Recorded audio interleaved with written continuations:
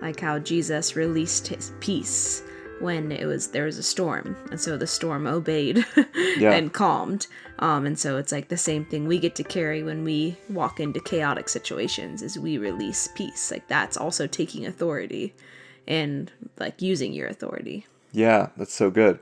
In fact, that even reminds me of a testimony of at one of these conferences I mentioned. This guy was talking about had a whole message on peace and the power of peace. Of like he talks about like the amazing power, like just like you can look up online, like the power in a storm or a hurricane. It's just incredible, like just so much power and energy in a natural storm, and to think that Jesus released his peace, and that peace stilled the storm. That means that there's more power in the peace of God than any storm. Yeah. More power in the peace of God than a life-threatening storm. I mean, these were professional fishermen, and they were afraid for their lives.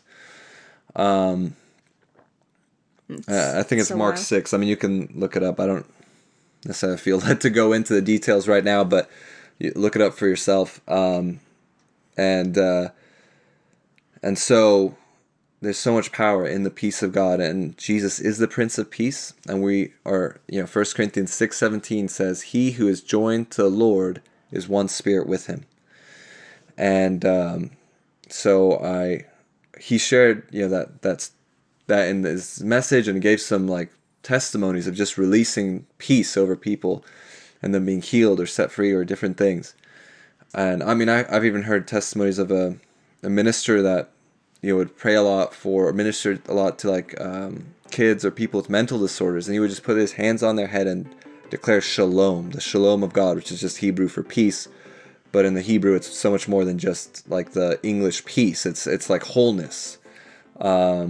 It's like everything made right. Yeah. So just declare shalom, the peace of God, over their minds, and they're healed of mental disorders. Yeah.